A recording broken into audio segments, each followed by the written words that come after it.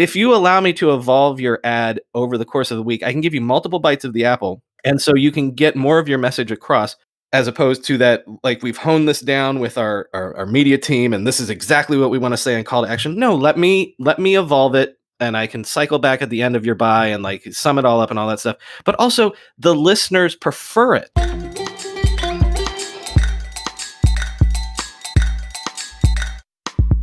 Podcast Junkies episode 190. Welcome back. I'm your host, Harry Duran. If you're new to the podcast, this is the show where we interview amazing podcasters who are doing awesome things in the world of podcasting and get them to kick back their heels and talk about their shows and whatever else is on their mind. In case you missed last week's episode, we had a great conversation with Kyle Gray of the Story Engine. And this week, we have the pleasure of speaking with Brian McCollough. He's the host of Techmeme Ride Home. Brian's been a tech veteran for some time now, and we talk about his workflow early on, how he goes about creating a daily podcast, which for some folks might seem like a grind, but he's got a really interesting story of how it came about.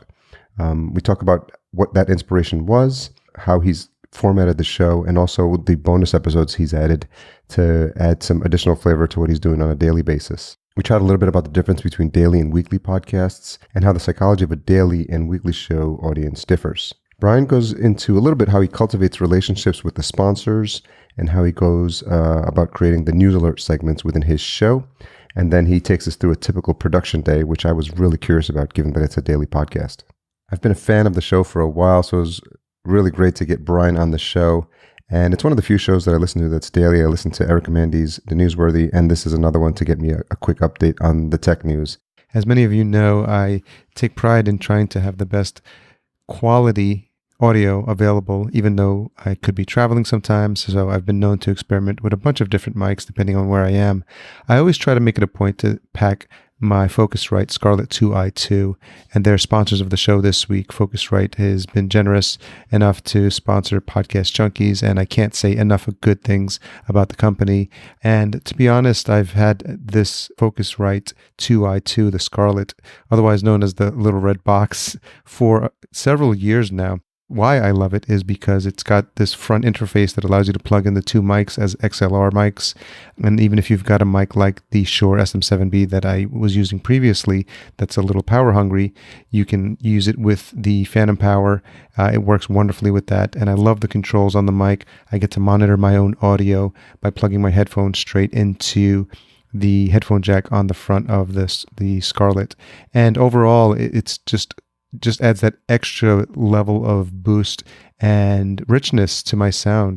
Extremely reliable, extremely sturdy, and it's one of my go-to recommendations when I'm working with clients and I'm having them do a brand new setup.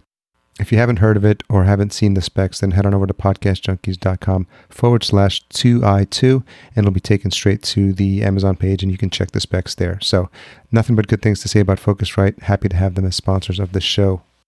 Stay till the end of the episode and I'll reveal this week's retention hashtag. But for now, enjoy this conversation with Brian. So Brian McCollough, host of the Techmeme podcast and the Ride Home podcast. Welcome to Podcast Junkies. So it's the Techmeme Ride Home podcast and the Internet History podcast. The Internet History. Yeah. So Brian McCollough, host of, the Internet... Let's just stick with Techmeme. Yeah. You know what? Leave all this in too, please. I'm going to leave it in. Yeah. Well, this is what you get for wearing too many podcast hats, as you should probably know, right? I know. What's funny is that this is a show about podcasters, so I leave all the stuff in because everyone can relate that listens because the community understands. Yeah, exactly. A fire engine, a dog barking, like internet crapping out, like it all happens to us on a real basis. Well, and I'll give you a good anecdote. You asked for my name pronunciation, and very early on when I started the Internet History podcast, one of the first interviews I got, I didn't ask his name pronunciation, and then I found out later that I got it completely wrong, but he was a nice guy and didn't correct me. And so even if I'm like 97% sure, I always ask now because I don't want that to happen again, Yeah. Someone was on there was a podcast, and somebody was, I found this crazy podcast about Yeti. It's called Wild Thing, and it's about Bigfoot. It's about a serious, like NPR style reporter, this like figuring out this Yeti stuff, and not the blue Yeti mic that you have there. Right. I mean, I mean the actual Sasquatch. And there's a whole slew of folks really digging into this. And it turns out her like great uncle was like the key eminent researcher in this field. And Mhm. I listened to the Wolf Den. That's how this whole rabbit hole started. Yeah, yeah. I don't know if you listened to that No, podcast. yeah, I have in the past, not regularly. Yeah. Yeah, so that I heard about that, and she was interviewing someone, and he was an older guy. He was like in his 80s or 90s, and he just the whole interview he got her name wrong. So I think she was Katie, and keeps saying Catherine. So she didn't bother correct him. I think at some point you don't have to like people. They get to make that mistake, and you don't have to. They get a pass. Yeah, I Um, suppose. so I'm trying to figure out. It might have been through Justin Jackson, who I just had on. Mhm. Of Product People and Build Your SaaS. Mhm. And he's working on Transistor.fm right now, which I was been fascinated by. And I think that's how I may have come across your show. But I have another friend of mine, Erica Mandy, who does the Newsworthy. Yeah, yeah, yeah. And she's a good friend. And just anyone who does like the daily type shows, it's been really interesting for me to get my news. And then I said, do I really need another daily show? And then I liked your format a lot. I listened to a couple of episodes. Oh, And thank so you. I now use Overcast for my podcatcher. And so I have a news section, a news playlist, and Erica's is in there, yours is in there. So that's as much as I can handle because I actually unsubscribed from all the news. I deleted news app from my phone. It was just too Mm. depressing, all this stuff. So I like this idea of super niche focused, short, here's like, and for you, it's, I think you said you were editing today as well. So you do your stuff on the ride home. I'm not even done editing. So it's 3:08 p.m. Eastern time right now, and the show Yeah. has to be out by 5 p.m. Okay. But I know that I only have about like 6 minutes of audio left, so I can get that out the door in like 15 minutes flat or whatever. It is a Yeah. funny thing. I mean, we can go into this however Yeah. much you want, but like the whole workflow of a daily podcast is, man, it's a completely different beast. But it's different, but then it's not. It just depends on what you're trying to do and like how kind of DIY you're willing to be with it. Did you know what you were biting off when you took this one on? Yes and no. Should I? Do you want me to give you my my whole podcast story here? Yeah, let's take it way back. Yeah. Well, actually, I'm not going to take you all the way back, but because I think this is germane to like kind of accidentally falling into podcasting. So I'm 20 years in the tech industry, 3-time founder of companies. I'd kind of been retired for a while. And my first kid was on the way, and I wanted something to do. I was going to be the stay-at-home dad, and I wanted something to do to, keep me occupied and engaged and things like that. So I decided, a hobby, right? In theory, I decided that I wanted to write a book about the history of the internet era, not the internet itself, but like, when the internet went mainstream. The book came out in October, by the way. It's called How the Internet Happened, if anyone wants to look it up. Sure. But so this is 6 years ago now. And again, being a web guy and an entrepreneur, I'm used to having an idea and being able to throw it up and like get some sort of feedback. You know what I mean? Mhm. And so I'm researching to write this book, and I'm getting interviews, by the way, and I'm calling people up and recording them. And I'm thinking, man, I just did an hour-long interview with this founding Netscape engineer, and maybe 2 sentences of it will get in the book 5 years from now, right? Mhm. And that felt like a waste to me. And also sitting in a room all alone was isolating. And so again, this idea of like getting feedback. So as I'm collecting these interviews, I start to throw them up as podcasts, right? And so I'm thinking of it's a big historical project, so they're like oral histories or whatever. But lo and behold, I think it was 2014. I threw up the first few episodes, and I had 1,000 subscribers in the first week. Wow, that's good. Yeah, and so then the light bulb goes off. I was like, well, so people are into this sort of stuff. So then that's the Internet History Podcast. It sort of evolved into, I always said that it was sort of like a hybrid between Mark Maron and who does hardcore history. Dan Carlin. What Dan Carlin does, because what I would do is I get the interviews for the purposes of the book, and I throw them up unedited, right? But then as I'm writing the book, I throw I read the chapters and throw those up as episodes as well, right? Mm. And so it became this whole sort of crowdsourced researching and I don't know, whatever project where people, as I'm writing a chapter on Amazon and I'm getting interviews with early Amazon employees, people can listen to those interviews, and then people can hear the first draft of the chapter as I write it. People can correct me. That's you narrating it? It's me narrating it. Yeah. So if you buy How the Internet Happened, you can also listen to early episodes of the Internet History Podcast and hear those early chapters in their first, attempts. So yeah, that pod is 5 years old now. So like people have been with me throughout the entire journey of writing that book and corrected me, got me in touch with people that I wanted to interview, got me guests. It was this whole weird, fascinating thing. It was supposed to be a book, and then it ended up getting me into podcasting.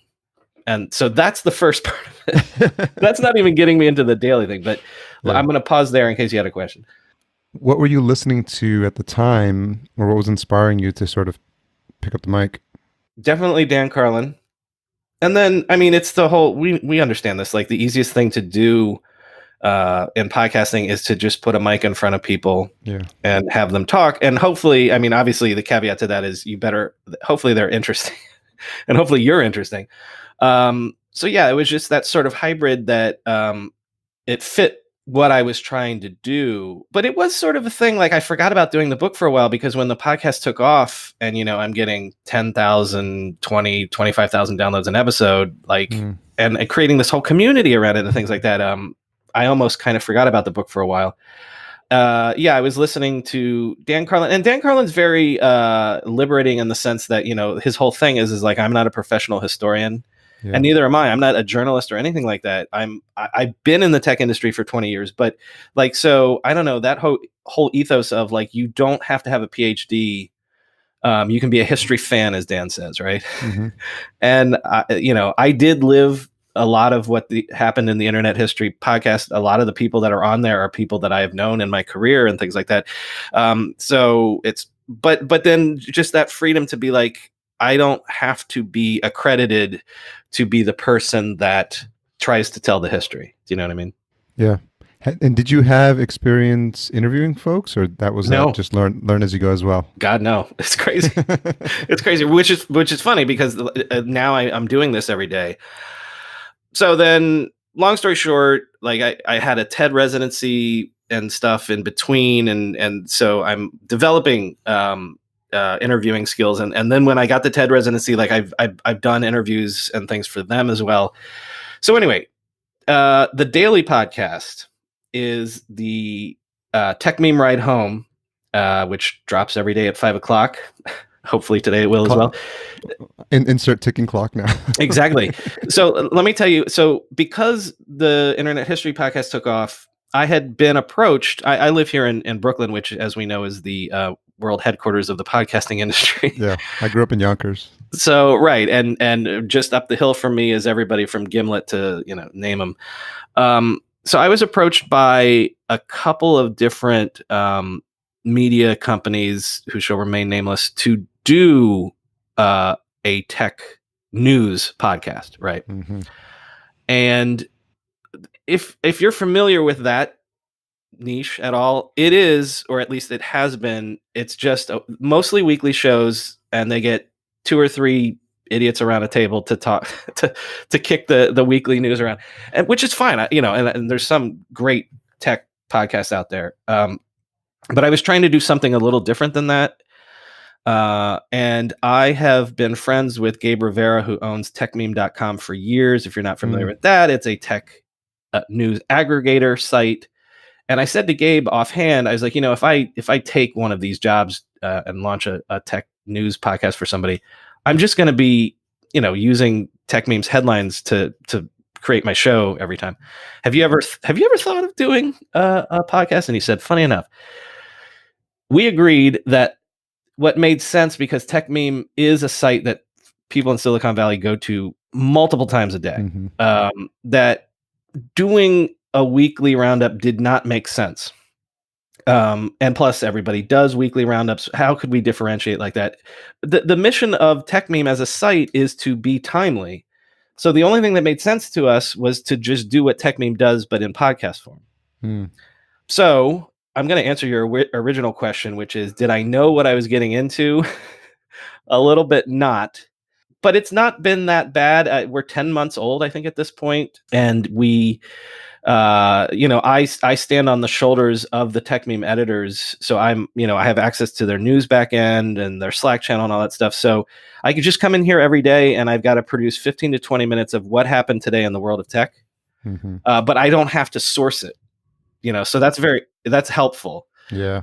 I just have to figure out what is important. I gotta get my take on it. I gotta write it. I gotta record it, edit it, and then hit the button by 5. So, and to the extent you can mention the specifics, but did you just work out a licensing agreement with Gabe, or are you part of the Techmeme team? Or I technically own the show, so I have editorial control and things like that, and I just am licensing the use of the brand. But actually, And I should say, one of the things that we did just this year is we just launched weekend bonus episodes as well, which are interview episodes. So the weekday shows are the news wrap-up shows where I'm telling you what happened today. And then the weekend shows are interview episodes where I'm going deeper into, well, this happened this week, so let's talk to somebody about it, that sort of thing. So it has been hugely beneficial. Even though the Internet History Podcast has been known in its space, in the tech space, it's been hugely beneficial to leverage Techmeme's reputation because, again, I'm not a journalist. So if I had just decided to launch Brian's Tech News week, daily, whatever, no one. But so I think Saturday. What was the last one? Last weekend we interviewed Christina Farr of CNBC about healthcare technology and things like that.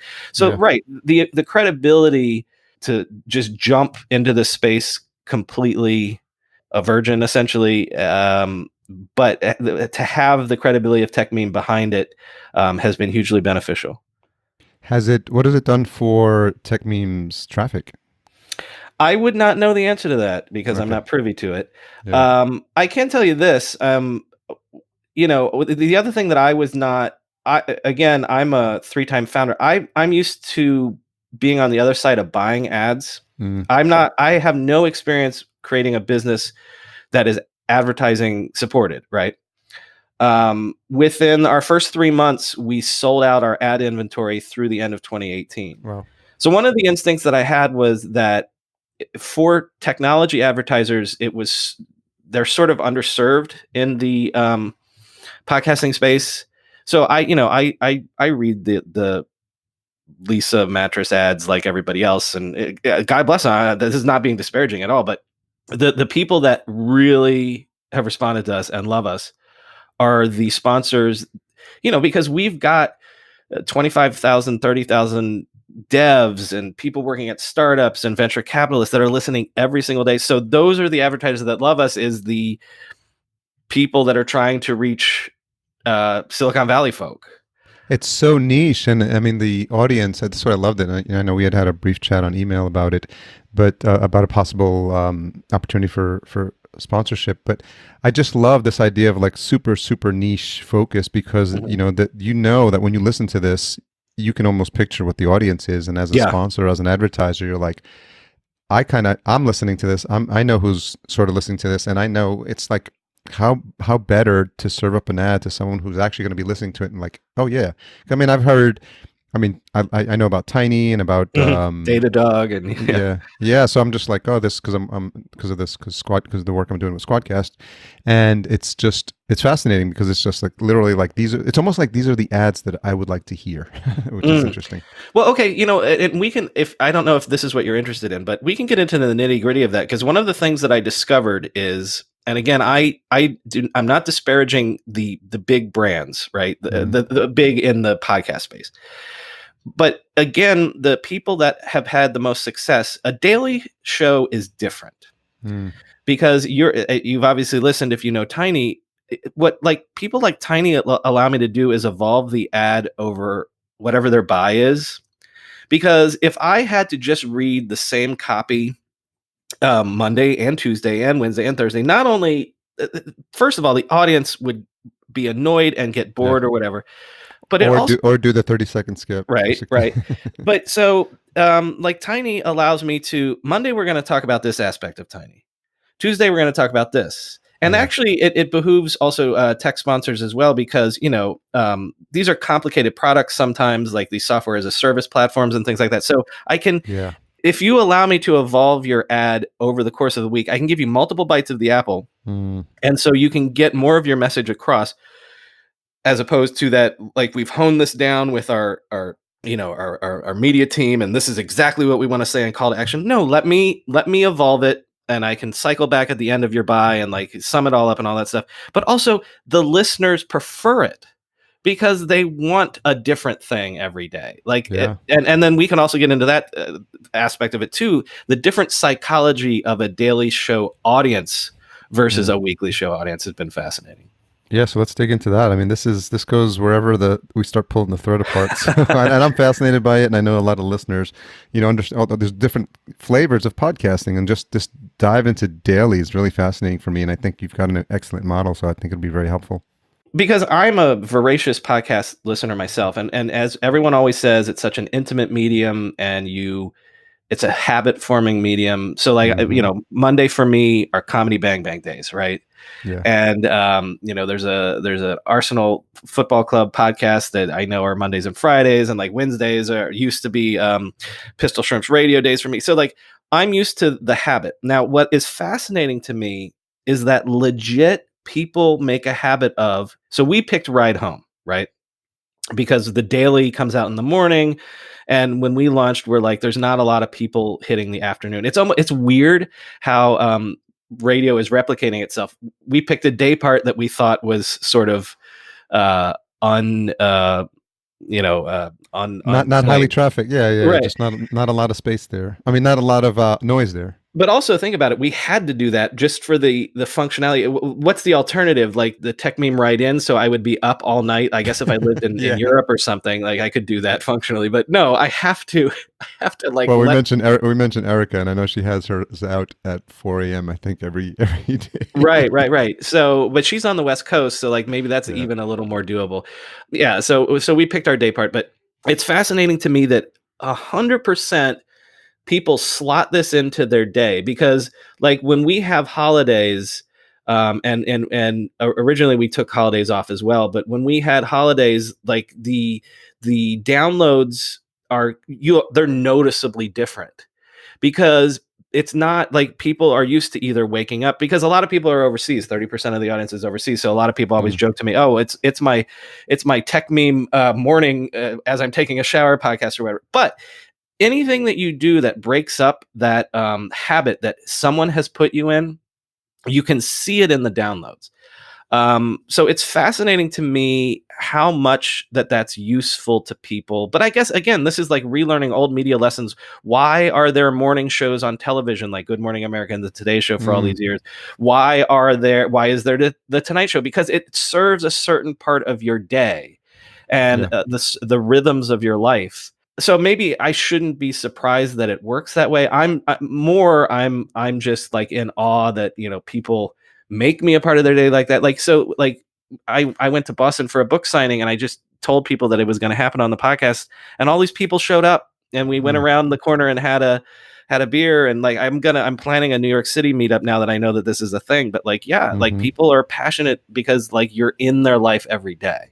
And you can see the metrics on your hosting company as well. Like, where people are listening as well. Yeah. I heard someone say, what comedian one time, that they were using that to base where they're going to do like live shows, because they're growing their audience, and they're just like, whoa, we've got a crazy core of folks in Topeka, Kansas. Let's get a live show going on there. So the better we get with metrics and measuring, I think as podcasters, we can start to do those. We can take what typically would be thought of just like as a internet activity, digital activity, and bring it home face to face, IRL, like and like you're doing, which I think is awesome. Right. And I tried to convince the publisher of that. This is an aside. Like when the book came out, I was like, well, I know if you want me to go on a book tour, I know which cities we should hit. if for nothing else, because like I can mention like I did on the podcast that morning that I'm going to be there, or that the night before that I'm going to be there. Right. And I'm sure you've had comedians on to talk about how podcasting has revolutionized the stand-up comedy world, and how it almost behooves you to build your audience in podcasts first, because the thing that I know people in the stand-up comedy world, and the thing that always used to be is, well, if I show up in Topeka or Ann Arbor or whatever, like they might not know me. Do you know what I mean? And so unless I'm Chris Rock or whatever, but then so as you're describing, like, well, I can identify that I have an audience in Topeka, but that's not only it. Like if you're just a working, touring stand-up comedian, you can go to Ann Arbor, Michigan, and you can assume that maybe 200, 300 people know you, because if you're on the podcast all the time, like Paul F. Tompkins maybe is not a name that my mom would know, but if you're a podcast listener, Paul F. can go anywhere, and there's a bunch of people that would know him, you know? Yeah, it's interesting because it's like the Kevin Kelly 1,000 True Fans thing now. Like you don't need to sell out a stadium. You know, if you get 1,000 fans who just scattered across the country or just in certain pockets, I mean, that's enough to build a career off of. Well, do you know? There's a couple of them. You probably know "Hello from the Magic Castle." I know. I'm in LA, so I know about the Magic Castle number one. Not Magic. Hello from the Magic Tavern. I'm sorry, Magic Castle. I thought it was Magic Castle, the magician place over here. Hello from the Magic Tavern. I'm double checking my Overcast right now. Is like it's they're based out of Chicago, I think, but it's an improv comedy podcast where the conceit is that they're in a Dungeons and Dragons world of wizards and orcs and whatnot, and whatever. They've toured around the country with that. And then the one that you probably also haven't heard of is the Star Trek podcast, Greatest Generation.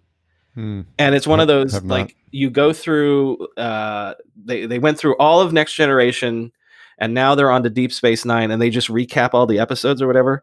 But they just did, I think it was a 6 or 8 city nationwide tour, where again, it's just if you've got that format down right and people love you, like, why not do it in front of a crowd? Yeah, totally. Yeah, this live show, like Radiotopia did it here in LA, and comedians do it all the time, and even folks, I mean, everyone who's doing interview shows, like, just the format lends itself. I'm going to see the Flophouse next month when they're coming back to Brooklyn. So okay, yeah. And so, can you talk a little bit more about how did you know from day one that you had a sponsorship model in place, or did that sort of mature or evolve over time? For the daily Techmeme show, for sure. But again, I hadn't done this professionally yet, because the Internet History Podcast was always a hobby, and it was always in aid of writing the book. So I had never even done sponsorships on that or whatever. The only thing that I knew is that people that I knew that were in the space were like, yeah, you can get $30 CPMs. That's for real. Yeah. And again, from my previous life, I knew, I was like, wow, that's crazy. And I had the instinct that, again, the tech advertisers were being underserved. So if I could deliver them an audience, that would make sense. And so, you know, by the way, I'm only 10 months into this, so there's still a lot of things that I'm learning. But, you know, we're on a $500,000 run rate this year.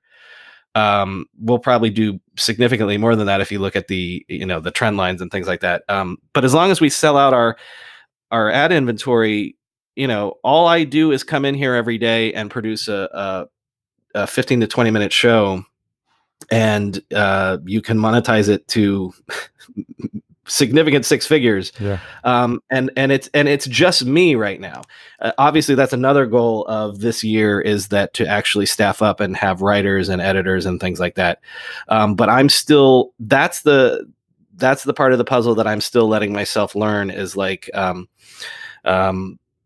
I can still manage it because it's just me. So I understand all of the moving pieces. And so the goal this year is to then move that out to having a team putting all the pieces together and having a daily show. And right now I think you have pre, mid, and post, right?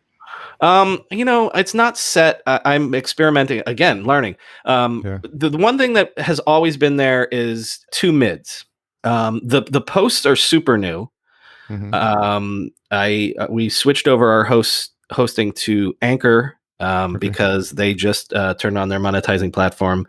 And again, we've only been with them for about a month, but I highly recommend them because it reminds me of in 2003 when AdSense came along, and all of a Mm, sudden I put AdSense on my blog, and my blog was making $500 a month and paying my my car bill.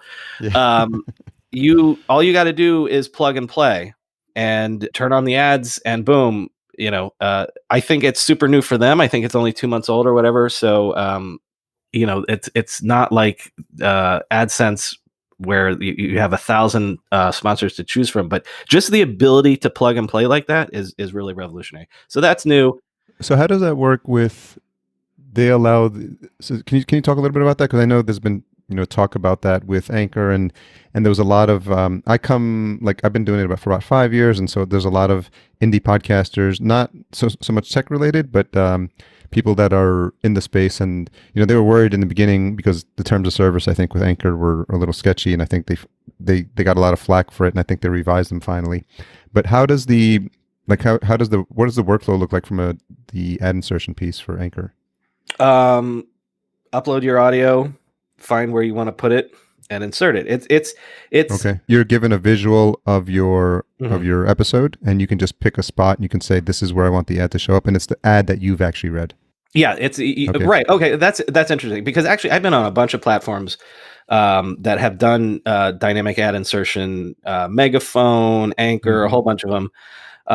The difference, what right? Because like on the others, it was find the spot in your audio where you want the ad to go, Hmm. and then we'll sell the whatever to uh, you know, uh, uh, Casper mattress or Starbucks. Right, something. right, right, right, right. And you'll never know anything about it. This is Yeah. slightly different in the sense that you can't, like, Anchor will say to you, here are the sponsors that are available. Here's the suggested read. Here's the copy, that sort of thing. And you record it and put it into their system. And then it's literally just a matter of you deciding, all right, on this episode, I'm going to insert it, right? So again, the analogy to me is AdSense, where it's like you cut and Yeah. paste this code into your blog or website or whatever. Hmm. But the difference is, yes, you record it, and you have the ability to pick and choose who you want to read for. And so you have, so for example, Tiny. So did Tiny Okay, come well to that's you? completely different. Okay. I was That's wondering what about I'm that. saying. So we have the existing advertising relationships that Techmeme had. Got it. We have the advertising relationships that have come to us or that I've cultivated. We have an ad network that we've worked with, Audio Boom, for a long time. And so then now, like I said, then the Anchor part of it is just backfill essentially. But then that's the other beauty part of it. And people have used AdSense like that for years, where if you have a media property online, you might have your own ad sales team, but then you can use AdSense to backfill your unsold inventory. So essentially, that's what we're using Anchor for right now. Hmm. However, if you're a podcast of any sort, like it's literally just click and boom, you can monetize an episode, right? Audio Boom handles the. Where does Audio Boom come in as it relates to Anchor? Separate. Separate. Yeah, yeah, yeah. And they're just handling they're serving ads then, Audio Boom. No, yeah, no, all my ads are baked in except for the Anchor ones. I know this is all complicated, but again, I'm Yeah. doing everything ad hoc because I didn't come at this professionally. So, yes, so the Tinies, the Data Dogs, those come from existing tech meme relationships or people that I've cultivated personally, where it's like, Meta Labs. right. Oh my God, we listen to your show every day. Let's get on there. Yeah. And then anything that I can't sell, then hopefully Audio Boom can sell. Anything Audio Boom can't sell, hopefully Anchor can sell. So yeah, being a little promiscuous, but that's why our ad inventory is sold out, and we're doing the goal this year is to do 365 episodes. So if you imagine at the very least 2 ads per episode, I got a ton of inventory that I need to fill. So that's the way I got to roll, essentially. And then you're doing the Friday, you're doing the long reads, right? Because, and for the benefit of the listener and anyone who hasn't heard the show, can you just describe what that segment's about? That was a happy accident because on a given show like today, I don't know, there's 7 segments on the show today. Whatever the top 7 headlines were today is essentially I tell you about them. And it's not just me reading the headlines. That's what people don't understand about it. Like, you could get a robot to just read the headlines, right? Yeah. The whole point of the Techmeme Ride Home is that I'm telling you what happened, and then it's the context and conversation. So TechCrunch says this, and Gadget says that, and then I, even into tweets like Shiro Ovide tweeted this about it. And the way I'm thinking of it is, if you work in Silicon Valley or tech or whatever, I want you to, if you're at a dinner party tonight and some news comes up about, Google launched YouTube TV fully out today, or Amazon's field testing autonomous delivery vehicle, I want to explain it to you so that you can sound like you know what you're talking about. So it's context. It's not just news to me. It's the context that's important. And then the long read. So on a given episode, I'm telling you the news. I'm trying to give you the context of why it happened. But then there were all these bigger ideas, like these long read stories where it's like, here's a profile of Masayoshi Son, who is completely revolutionizing how venture capital is happening, and here's his investment philosophy or whatever. Now, how can I summarize what's great about that piece in 3 minutes, right? And so essentially all that happened was I was just collecting these, and they were piling up of like stories that I would love to do, but like, it's not a boom, boom, boom, 3-minute news segment. Well, also helpfully, Fridays tend to be a little slower. So I needed a little more from a news perspective. So I just started to throw up the long reads every Friday that said, okay, over the course of the week, here are 4 or 5 or 6 deeper ideas. And a lot of times they are long reads, but they don't have to be. They can be deeper ideas where it's like, I couldn't fit this into a tight 2 or 3 minutes. It deserves you reading and thinking about it. And so I just collected those. And that has become by far the most popular segment. Like, the Fridays are the most popular download days. There's a guy that has set up a website that collects all the links to the long reads. He posts it to the subreddit all the time. And yeah, so, and then that's how the weekend shows evolved too, because it's just that idea that even though the purpose of the show is to give you the news in 15 to 20 minutes, I want the context. So I want the ability to do deeper dives. I want the ability to go deeper and talk to people about it. So I'm scheduled to talk to Christopher Mims of the Wall Street Journal tomorrow for this weekend, because he did a big piece about how email is suddenly back and everyone has an email newsletter. And you want to know why? It's fascinating because people are like, on social media, they're all based on algorithms, and I don't have control over who sees my message. And in email, I can still control that sort of thing. So again, a deeper idea. I'll have Chris on tomorrow, and for 15 minutes, we can delve deeper into that. And so do you pre-record and pre-produce the weekend stuff, or are you just basically working 7 days a week? No. Right. That's what I'm saying. I'm going to record Chris for tomorrow. I'm going to record Chris tomorrow and then put it up either Saturday or Sunday. I've got 6 in the bank right now. So I'm trying to mix it up. I've got some evergreens saved, and then I'm trying to be like, okay, this news broke on Wednesday. Let's get her to talk about it or something. A little more timely and mixed with evergreen sort of stuff. Yeah, it's always nice when you have the super fans who sort of take your content and then do other stuff about it or share it, and so that guy that's repurposing your long reads onto Reddit. Oh, I love it. I said as a sort of an aside one time, I was like, you guys could put up a subreddit and you could like ping me with stories in case like it misses. You could put them on my radar, and boom, there's, I don't know, 600 subscribers. And I do use it, by the way, and I try to credit the listeners every time. Like, when I use a story that was surfaced to me on the subreddit, I try to give credit. It's fascinating. Can you walk us through what a production day looks like? Yeah. Get in here by 9 at the latest.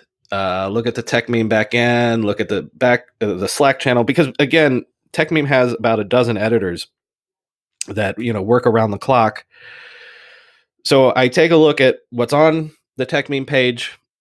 I can't underemphasize how much I lean on them for surfacing the news and giving it like, this is what the important story is of the day. Like, I don't know that The curation. the curation. And so I take a look at what happened overnight. I take a look at what's there in the morning, but then I can also see the back end. So I can see what they're about to post. I can see what they're arguing over. Is this important? Do we need this? Or we already covered this or whatever. So like, that's hugely useful because at some point I got to make a decision, like this show is locked or whatever. So I can know, okay, there's news coming down the pike that maybe you want to hold the show for or something like that. I'm writing a script. It usually comes out to about 2,400 words. And then my drop dead lock to start recording is 3:00. I try to aim for 2:00. Today, because I knew we were going to do this, I started recording about 1, and I'm checking the site right now to make sure that nothing earth-shattering happened that would make the show look stupid if I didn't have it.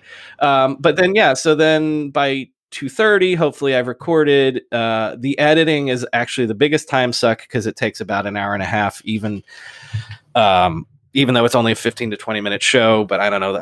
I'm terrible. I can't read extemporaneously or like without fumfering, and so I try to edit that stuff out. And then as long as it's good to go by 5, then I've done my job. So you said the 2,400 word script. That's the script for the whole episode, or there's that? Okay. Mm-hmm. And so this is your full-time gig. It is now. Yeah. And what's so the Slack group is the Techmeme Slack group, right? And where the editors are compiling the stories. And then you said there's also a group for the fans who submit stories. Which is that that's the subreddit, yeah. Uh-huh. That's the subreddit. Okay. Yeah. And did you have? I mean, you said you're not a journalist by trade, but no. Was there any inspiration for how you were going to tackle this? No, but it's the same thing as why I did the book. Because I, again, have been in this industry for 20 years now. Yeah. God forgive me. But so it's just like, I am that person that is there's my tweet deck over there. Like, I'm on Twitter all day long. I was on Techmeme all day long. So essentially what I did obsessively my entire professional career, which was like, what's happening now in the world of tech. I just now have an outlet for it that's actually useful to other people. Did you say that, or did we say that off the air? Like this, the concept of like, you need, especially in niches or whatever. Like, so my value proposition to listeners is, oh, I'm sorry, do you have other things to do? Were you in a meeting from 3 to 6? So you weren't on Twitter the whole time. You missed A, B, and C. I was paying attention here. Let me summarize for you. It is literally TLDR as a profession, essentially. Yeah, that's interesting because it's so fascinating because, like, I mean, for me, like, I'm not going to browse. I'm not, I mean, I used to have, a ridiculous Feedly account with just a stupid amount of like blogs that I was going to read later, and then you feel bad when you don't get to them, and you're like, at some point you got to be like, all right, delete or whatever, like mark as read. Yeah, it's like email essentially. Yeah. But I think it's certain personalities. There's like an OCD tendency there because I've replaced RSS feeds for blogs now with podcasts. Well, okay, so we can talk about that too. I actually do think that this is going to be a trend. Well, it already is a trend. Like, I'm not telling anybody something they don't know, that daily podcasts are a trend. But even what I was saying earlier is this idea that all we're doing with podcasting, and that's not reductive, all we're doing with podcasting is replicating radio. Well, radio had day parts for 90 years for a good reason, right?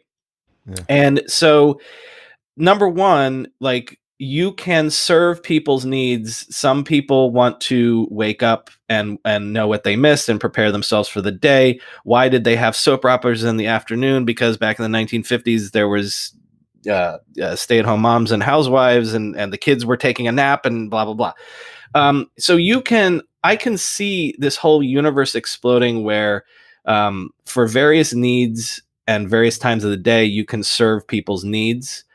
But also, and this is an interesting thing that we deal with specifically at Techmeme, media is trying to stay alive and media is going behind paywalls, right?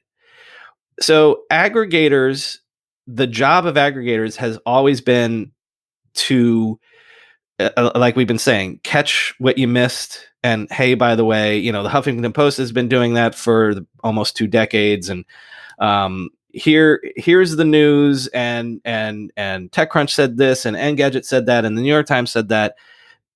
Aggregators help you if you're busy, keep you informed. But aggregators also tell you about the conversation and the context, again, which I think is my main job. But then everybody's going behind a paywall now, so maybe an actual opportunity here for people is because, like, the news came out today that all of the Condé Nast properties, like the New Yorker and whoever, I can see that there would be a need for a podcast to do TLDRs of long reads that are behind paywalls. I can imagine that a fan of the New Yorker could do a weekly podcast that's like, because obviously you can't just read the article. That's not kosher. But okay, I'm going to summarize for you what was in this week's New Yorker, because unless you're a subscriber and unless you're paying to get behind the paywall, you won't know. I can see that happening. And Totally. And so again, I had a snappy thing for it. TLDR as a profession. Is that what I said? Yeah, TLDR is well, it's interesting because I mean, when I lived in New York, I was like, I'm just going to subscribe to the New York Times on Sundays, and I'll sit down and I'll like sit on like the couch and just read it the whole day. That lasted for a couple of months. Because then it piles up outside your door because I can't keep up. I mean, for a while I was doing. When I was in like corporate America, I was doing the daily paper, and I was like, I can't read this. So then I was doing the Wall Street Journal, and then I couldn't do that, and I was like, okay, Sundays only. And then I thought for some reason I might want to read like The Economist, which is the most dense like articles in the world, and then the New Yorker is the same thing too. So it would probably take you how many hours to get through one issue of the New Yorker? So that's very fascinating. Is it weird that maybe that's a job? Like that is a job? No, not at all. We need this curation because we're overwhelmed with content right now. Find a profile. Well, but we're already doing that with the universe of TV recaps. Like, think of how many podcasts are successful TV recaps. Oh my God, it's ridiculous. Now, like every time a new show comes up, I think someone wants to be like the one podcaster, even if it's every show probably has one, because you're like, if a show doesn't have a podcast, you're like, I'll be the one who talks about it, and they'll be super fans. Now, and right now, half of that audience is people that actually did watch the show last night and want to again do a deeper dive. But you're also serving people that didn't watch. Yep. Like, and I listened to, here's another one. What is it called? Go Bayside. I've never watched 5 minutes of Saved by the Bell in my entire life, but I know that it is a cultural touchstone, and I've always been fascinated by the references, Screech and whatever. So April Richardson, stand-up comedian, did, again, she watched and brought on her comedian friends the entire catalog of Saved by the Bell. Now, again, I've never watched the show. I listened to every episode, and so now I understand when people make Saved by the Bell references, because like that is how I consume Saved by the Bell, not as a watcher, not as when I was 13 years old. Yeah. So again, what is it? It's mediation, it's curation. This maybe is a new line of work, and podcast is like maybe like the best avenue for doing that sort of thing. What was that again? TLDR what? TLDR as a profession. As an industry too, right? Maybe. Yeah, I mean, just like Blinkist. I don't know if you've heard of Blinkist. It's a service where people can read like all these popular like inspirational and business books, and it's sort of like the Cliff Notes now. You get a 5-minute read of a book, like Good to Great or something like that, and you're like, oh, okay, I think this is enough for me to decide if I want to read the book or not. But I think that the key to it, like, so what we're describing is Cliff Notes, right? Or Cliff's, is it Cliff's Notes? Again, you could have a robot do it. So I think that if anyone's listening to this and being like, well, why don't I do the here are the highlights from this week's economists, which by the way would subscribe, would listen, Oh, yeah. then that's fine. But you can't just read the headlines. It's important to do it in a more contextual way. That's what I get when I listen to you. Like I get the sense that you've read the article and you've put some thought behind like what does it mean? You're not just doing That's the point. This is what we talked about, ABC point 1.2.3. You're not doing the robotic summary. And also because the point is like they're all evolving narratives, so that so today I did a segment about Waymo investing in a factory in Michigan to do to produce self-driving cars. I have this long-standing thing about will we actually see self-driving cars meaningfully on the road by 2020? And so like if you've listened to my show for 3 months or whatever, like that's a thread that keeps coming back. And so like I pull that into the thread of like, well, remember I told you 3 months ago that Waymo bought 67,000 Chrysler Pacificas? Well, guess what? This is the follow through on that, because now this factory will put the self-driving technology on those Chrysler Pacificas. It's not designed to create the cars from the ground up. It's designed to then drive the Chrysler Pacificas into the factory, put the little radar and LiDAR and things on top of that. So again, I could just say Waymo invests $13.6 million in a factory for level 4 autonomous cars in Michigan. That doesn't mean anything. Yeah. I'll give you that headline and then I'll say this is what it means. So if you're listening to us and you're inspired to do a similar thing, that's what's helpful. Anyone could do the headlines, but you have to be the thing that is helpful is to, and I think Erica Mandy, is that her name? Erica Mandy, the newsworthy. Yeah, I think that's what she's trying to do too, and like that's what's useful about it. Yeah, and she's got, I think, at least 10 years plus. She was a reporter. I think she was on CNN, and she knew how to collect stories. And what's funny, she said she now has people who listen to her show to get ideas about what they want to report on. Well, I shouldn't name names, but yes, there's a ton of journalists who know who they are that listen to me every day. Yes, and they've told me they're not trying to hide it, but yeah. So, well, this time went by quickly. So a couple of questions as we wrap up, and then we'll see where else we can go depending on how much time we have. What's something you've changed your mind about recently? I, being in the tech industry and doing this show on a daily basis has changed a lot of what I've thought about tech, in the sense that at first it made me angry because when I launched the show, it was right before like the whole Cambridge Analytica stuff happened. And so essentially all last year I was just doing day after day of tech doing something really stupid and like annoying. And so at first I got angry, and now I don't know what's the 7 stages. Now I'm in the where I'm like acceptance. No, well, bargaining. I don't know what stage fits now, but I've decided the anger has turned into I want tech to be better because I know it can be better. Okay. And so maybe before I started this, I was still naively one of those guys from the tech industry that was like, we're changing the world and everything's great. And then doing this and having to report on the dumb stuff that tech has been doing recently really beat me down. But now it's almost like I've got a missionary zeal for like, we're going to clean up our act, guys. We can be better again, guys and girls. There was a time when tech, maybe I'm just getting old, was good, and we can get there again. The 5 stages of grief are denial, anger, bargaining, depression, and acceptance. I'm not at acceptance yet because I have to accept that tech is really sucking and in a bad place right now. But anyway.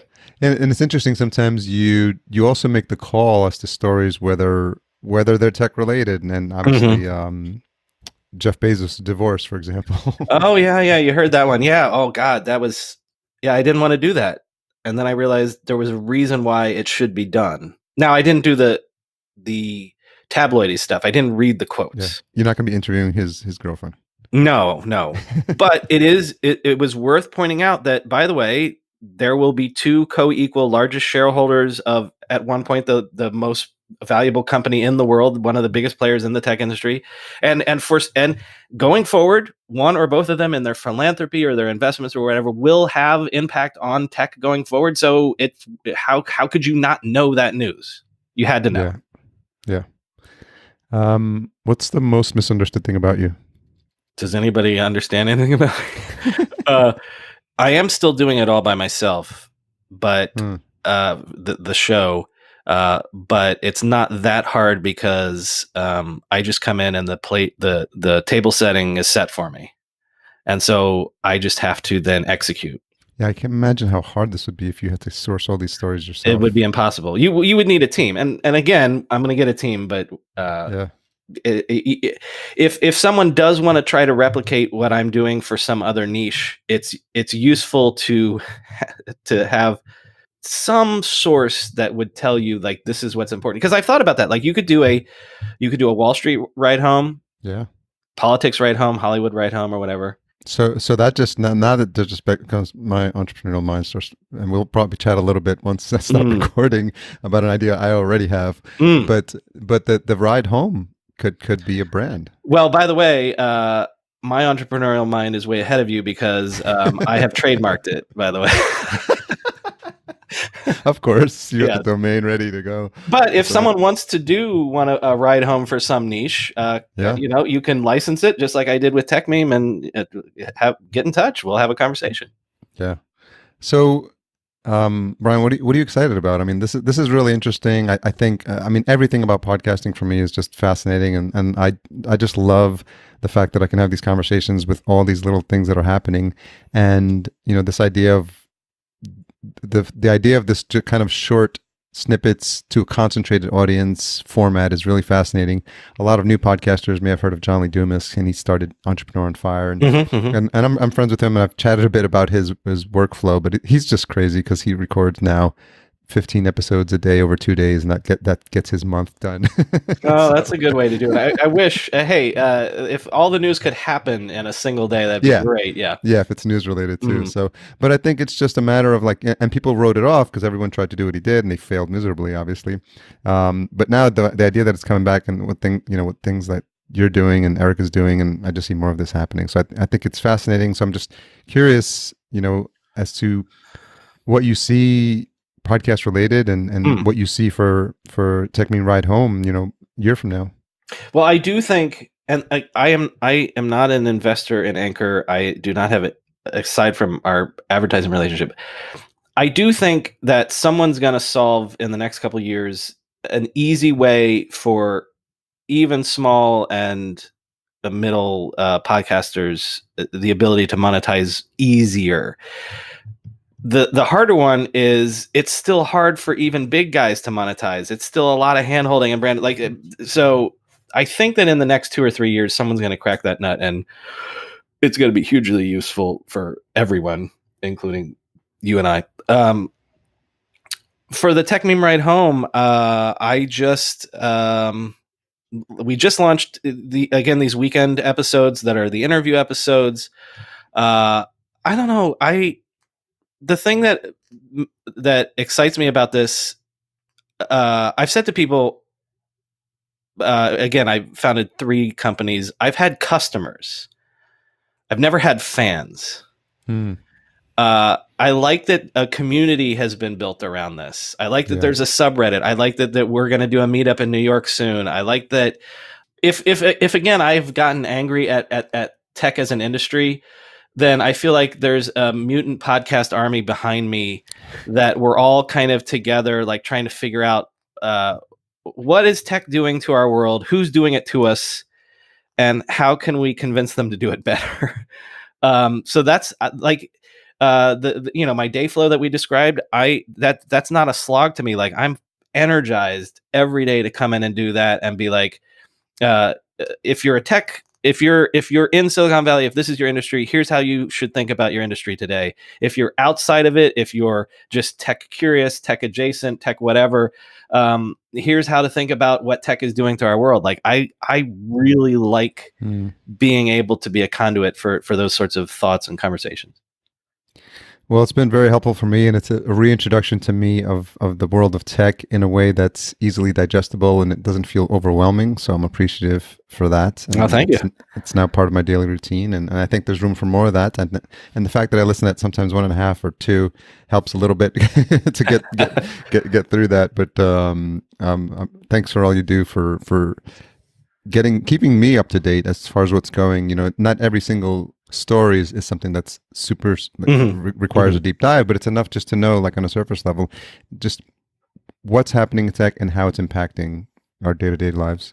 Well, thank you, Harry. That's what I'm trying for. So where's the best place for folks to track you down online? Search your podcast app for Techmeme Ride Home.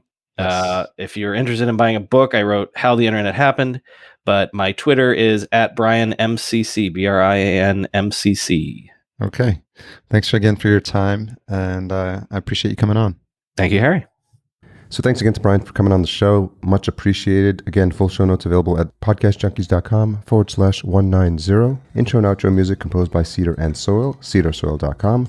Don't forget to check out our sponsor, Focusrite, and their awesome line of gear, specifically the Scarlett 2i2, which I'm currently recording on as you listen to my voice. Tune in next week for my conversation with Rich Jones, friend of the show and host of Paychecks and Balances. And if you made it this far, you're no doubt waiting for the retention hashtag. It's going to be TechBrian, one word, and you can tag Brian at BrianMCC and me at podcast_junkies. Thanks for all you do to support the show. Talk to you guys next week.